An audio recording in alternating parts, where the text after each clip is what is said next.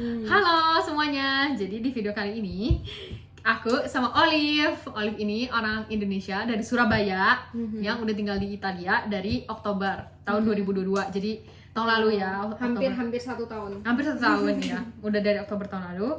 Olive nikah sama orang Italia dan tinggal di kota Udine di Italia. Udine ya kan? Iya, itu Udine.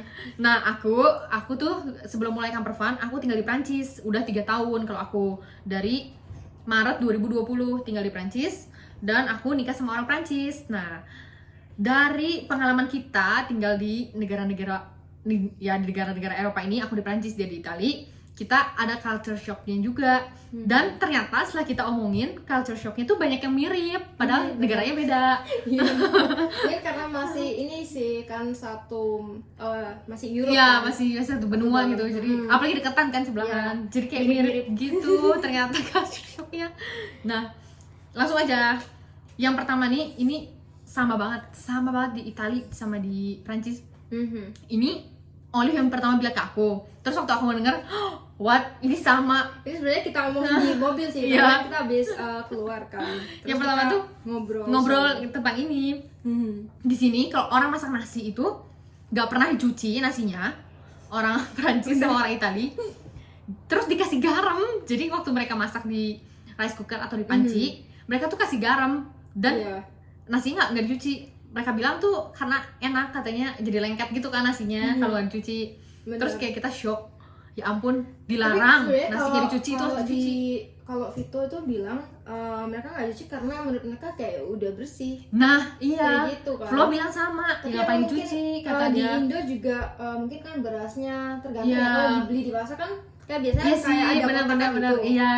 Kan itu jadi Kayak, terekspos, iya, terbuka kayak, kan. Tapi kalau di sini nasinya kalian beli yang kayak ya, dibungkus. tertutup. Nah, terus Gitu. Flo tuh bilang, ya ngapain kan udah bersih. Terus aku bilang, bersih tau dari mana bersih. Terus terus kalau aku cuci gitu kan tuh lihat nih airnya kotor. Bener banget. Terus ditambahin garam juga sih, kita yang juga kaget masa kita kan nggak pernah nambahin garam kan. Terus kalau menurutku nasi itu rasanya kayak ada manis-manis gitu kan. Iya, ditambahin garam jadi asin kan. Iya, kayak kita aneh aja gitu. Awalnya tuh malah kalau aku si Flo yang aneh duluan, kayak loh kamu masak nasi kok nggak pakai garam, dia bilang. Terus aku bilang lah, masak nasi nggak pernah pakai garam, ngapain pakai garam? Mereka anggapnya kayak pasta mungkin ya. Iya, mereka nganggep itu kayak Ya kan? pasta. Karena nasi kayak pasta. Dikira nasi tuh kayak pasta. Terus juga di sini nasi mereka kayak nggak makan yang kayak sendiri gitu. Kita kan makan nasi terus ada lauknya ayam, Iya, sayur kayak gitu. Iya. Tapi di sini mereka bikin nasi itu kebanyakan buat risotto. Risotto tuh kayak bubur Italia. kayak bubur gitu. Tapi bukannya bubur bener-bener halus. Iya, bukan bubur buburnya, ayam gitu. iya. Kayak masih nasi cuma Masih lengket butiran, banget. ya masih butiran tapi lengket. Kayak Itu aku gitu. suka banget, risotto enak banget. Iya, jadi beneran beda banget nasi di sini sama di Indo. Mereka cara olahnya beda. Dan aku ada lagi culture shock tentang nasi ini. Pertama kali itu aku kan au pair dulu. Terus 2 kali di 2 keluarga ya. Mereka masak nasinya tuh airnya tuh banyak banget gitu, kayak masak pasta. Jadi nasinya direbus di dalam. Terus pas nasinya udah lembek disaring dong. Asik. Iya. Mereka maksudnya kayak Sumpah, gitu emang. sedih banget, nangis banget ya sih. Aku nontonnya tuh nangis banget Kayak kayak kita kan nasinya dikukus kan. iya, jadi habis di api kecil gitu kan, jadi nggak ada air kan. Iya, pertama kali kan emang kayak di boiling, boiling itu direbus. Direbus, Habis itu kayak setengah kayak meresap dikit gitu, terus baru dipindah buat dikukus. Iya. Kalau tradisional di Indo Iya. kan rasanya kayak gitu. Ini Kalau rice cooker mah kita tinggal nggak cetrekin. Tapi jadi nih Di sini tuh direbus direbus nasinya, aja. terus disaring, jadi airnya tuh jatuh gitu, kayak bikin pasta jadinya. Sumpah nangis banget sih. Terus cuma ngomongin nasi lama banget. Yang kedua, ini tuh lebih kayak di tempat aku di Prancis. di Perancis. Sate tuh terkenal banget, ternyata semua orang tuh tahu sate. Jadi kalau misalnya ada orang yang nanyain, wah makanan apa nih dari Indonesia yang terkenal, aku selalu jawabnya sate, bukan nasi padang, bukan yang lain-lain. Karena sate semua orang tahu. Nah, tapi mereka tuh tahu sate tuh bukan dagingnya ditusuk-tusuk gitu. Sate itu ternyata bagi mereka orang Prancis tuh saus kacang. Tapi mereka Gitu. taunya sate itu dari Indonesia? Enggak, Berarti mereka tuh nggak tahu. Mereka ini berarti makanan mereka sendiri kan? Iya, Namanya sate. iya. Mereka tahu sate itu makanan Asia, selalu ada di Mereka restoran tahu? Asia, tapi nggak tahu dari negara Indonesia gitu. Apa mereka terinspirasi dari Asia gitu? Bikin makanan sate ini? Oh enggak, jadi si sate ini selalu adanya di restoran Asia. Kalau misalnya di supermarket juga ada, tapi di bagian Asia gitu. Cuman mereka nggak tahu itu dari Indonesia. Itu cuma kayak makanan Asia yang super terkenal gitu. Sate, Jadi, tahu sate mereka ya. namanya ini ya. Tapi Sate saus itu bagi bumbu. mereka, ya bumbu sate bagi mereka tuh sate itu bumbu kacang. Padahal Tapi rasanya sama sih, bumbu kacang rasanya sama kayak di Indonesia. I see. Kalau kamu ada apa makanan Apa culture ya? shock makanan? Kayak misal ya mungkin kalian semua udah tahu ya yang pasta kalian nggak boleh kayak Ya gak boleh Dipatahin. dipatahin, gak boleh. jadi ya masaknya itu tadi kayak harus emang lurus sampai kita harus telaten buat Iya. ngaduk itu. Terus gak suka juga kalau pastanya ke lembekan kan ya? Sukanya Iya, al dente kan? jadi mereka cara cek pasta itu kamu ambil satu pasta, misal kayak ambil di garpu lah satu helai gitu, terus kamu gigit. Kalau misal di tengah-tengahnya masih putih, kakak beda gitu nggak? Enggak. Itu berarti belum masih belum matang. Mm-mm. Tapi kalau udah kayak menyeluruh, warnanya sama, itu berarti udah matang. Mm-mm. Oh iya. Mereka kayak benar-benar bisa ngerasain gitu. Jadi kayak kayak dewa, udah makanya udah aku- dewa ya. aduh aku kalau suruh masak pasta itu aduh bener-bener deg-degan. Tahu dijudge. Iya ya masalahnya kan ini makanan mereka ya kalau aku masaknya no Olivia kamu masaknya belum mateng kan makanya jadi tiap aku masak pasta juga aku selalu ambil terus aku Iya, suruh cek Suruh cek ini atau suamiku, nih. suruh Ya. cek Vito kayak gitu sih. Terus ada lagi, ini juga yang ketiga sama di tempat kita dan di tempat aku dan di tempat dia sama. Jadi kalau misalnya kita diajak, di invite ke makan di rumah orang gitu, mau teman atau mertua atau siapapun gitu, selalu harus bawa sesuatu ke rumah mereka tuh, nggak usah yang mahal, tapi kayak harus bawa sesuatu gitu. Misalnya kalau aku suka beliin tanaman gitu, Kayak gitu. tanaman, bawain tanaman atau wine kan tadi kamu bilang ya. Iya, kalau di sini lebih ke orang mostly bawanya wine, cuman karena aku muslim.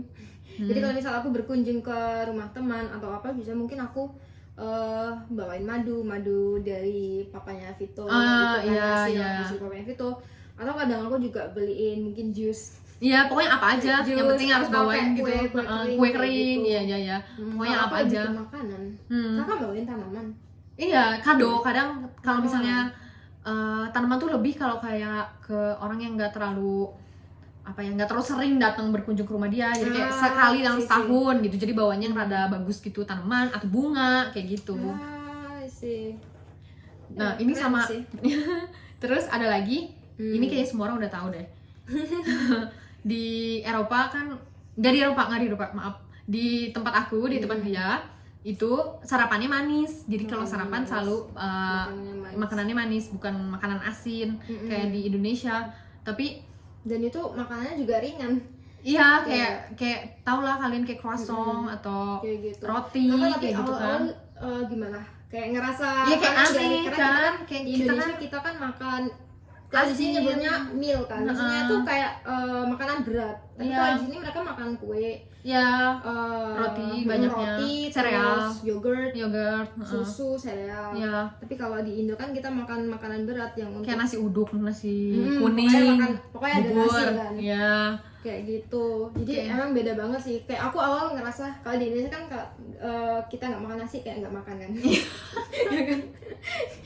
Kalau kita nggak makan nasi kayak nggak makan dulu aku ngerasa kayak gitu. Tapi lama-lama akhirnya kebiasa. Iya, kebiasa, lama-lama kebiasa. Justru aku sekarang makannya selalu makan manis kalau pagi-pagi. Atau kadang makan pancake atau crepe kayak gitu. Bener. Tapi tadi kan kita sempat mention. Jadi aku pernah kan ke hotel. Di salah satu hotel terus aku sama Vito itu ketemu kayak ngeliat waktu itu banyak orang Jerman dan orang Jerman itu mereka nggak makan makanan manis. Kalau manis kan kayak roti terus kasih selai susu gitu kan, itu consider manis. Tapi kalau orang Jerman itu mereka makannya pakai kayak telur rebus terus sama apa tuh namanya kayak ham gitu. Iya, iya, iya. Ya kan? Di Inggris juga ya, English Inggris. breakfast. Ya, English breakfast kan terkenal mereka banget. telur Telur, sama bacon, sosis, gitu sosis kan. yang panjang, sosis Iya. hitam itu. Aku Iya. lupa nama bahasa Inggrisnya apa. Iya, aku juga apa ya sosis yang itu? Iya, pokoknya beda sih. Cuman di sini Iya. kalau di Italia sama di Perancis Manis. kita sweet breakfast, Makanan manis. Nah, Uh. ada lagi ini. Selanjutnya adalah di tempat aku, lebih di tempat aku ya, di Prancis. Harus perhatiin banget jam, karena jadi dari jam 2 siang sampai jam 6 sore itu tuh banyak restoran yang tutup. Jadi mereka bukanya buat makan siang kan jam 11 sampai jam 2. Nanti buka lagi jam 6 gitu. Jadi jam 2 sampai jam 6 tuh susah banget lah nyari makan pokoknya karena semua tutup.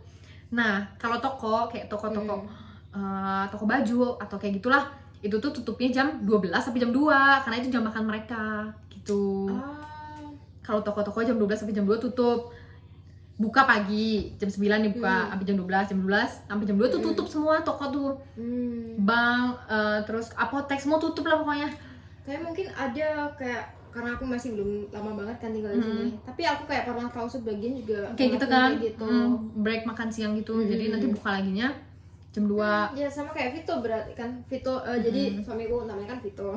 Jadi dia kerja kayak di toko, di shop gitu, dia repair komputer, memperbaiki komputer, technician. Dan kalau misal siang itu dia tokonya tuh tutup karena istirahat tuh makan siang 2 jam. Dari jam 1 terus sampai jam 3 dia balik ke kerja lagi. Jadi selama periode itu tokonya tutup, buka lagi waktu sore. Iya, jadi kebalikannya sama yang restoran tadi. Kan kalau restoran jam 2 sampai jam 6 tutupnya. Nah, si toko-toko itu jam 12 sampai jam 2 tutupnya. Nanti buka laginya jam 2 sampai jam 6 gitu. Jadi kebalikannya. Terus ini juga apa tuh namanya? Toko di sini kalau di Italia jam 8 kayak maksimalnya. Kalau di Italia toko kayak supermarket. Iya, supermarket semua tuh jam tutup, 8. pokoknya tutup semua. Jadi udah jam 8 tuh udah susah banget lah, tinggal sisa restoran aja kan. Tinggal sisa restoran, semua toko, supermarket semua tutup. Di tempat aku di Prancis jam setengah 8, 19.30 itu semua tutup. Ya pokoknya susah banget lah mau nyari apa-apa tuh sudah. Kalau di Indo kita kan sampai jam 9. Enak banget, enak banget jam 10 juga masih bisa nyari segala macam kan. Indomaret ada yang buka 24 jam. 24 jam. Ya. Di sini sebenarnya susah banget di sini. Bukan di sini sih. Kalau di kota besar kayak di Milan atau di Rome itu Ya. ada yang 24 jam. Iya benar-benar harus di kota Starbucks besar. juga, terus kayak supermarket ada yang 24 jam juga. Tapi di sini Tapi jarang ya, walaupun jarang. ya banyaknya tuh tutup, semua tutup. Tinggal sisa restoran aja. Terus sama aku nggak tahu sih kalau kayak MRT kayak gitu di Indonesia jamnya gimana, kayak 24 jam atau enggak. Tapi di sini MRT juga ada jamnya. Aku pernah waktu itu di Milan ketinggalan MRT karena aku pikir MRT ada terus-terusan. Ternyata nggak ada, jam 11 malam udah berhenti. Iya, ya sama sih kalau di sini autobus, bis. Kalau bis itu paling malam itu sampai jam 19.30. Iya sama. 19.30. Ya aku juga bisnya sampai 19.30. Setengah 8 malam. 8. Udah gitu ya udah susah. Udah itu bis terakhir. Bis itu nggak ada lagi. Nggak ada lagi. Udah. Dan di sini tergantung juga sama tempatnya ya. Kalau di sini kayak depan di bawah rumah apartemenku ini juga kan ada fermata autobus, apa ya? Bus stop. Apa sih bus stop bahasa Indonesianya?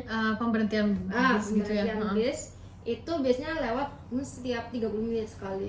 Iya di tempat aku juga sama 30 menit Tapi sekali. kalau kita tinggal agak jauhan itu bisa 1 jam sekali. Iya benar. Atau sama. ada yang pelosok banget sehari cuma lewat 2 kali. 2 kali, iya kalau jauh banget di pedesaan itu sehari cuma 2 kali kayak gitu. Iya sama. Persis kalau di kita kan bukan tinggal di kota besar di Eropanya. Jadi emang public transportnya agak susah. Gak ada MRT juga di kota kita. Ya begitulah. Tapi ada bis, untungnya ada bis yang lewat terus gitu. Nah, jadi si culture shock ini masih ada lagi di channelnya Olive. Kalian nonton lagi ya di channelnya Olive. Kita bahas lebih soal culture shock. Ada lagi di channelnya dia, masih sama ngomongin culture shock. Di channel aku segitu dulu culture shocknya. Sampai jumpa di lain video sama Olive lagi. Video selanjutnya. Nanti video selanjutnya kita akan ajak suaminya Olive, Vito, dan suami aku juga Flo buat bikin video bareng-bareng berempat. Besok Iya, tungguin aja. tungguin videonya. Bye, see you in another video. Bye.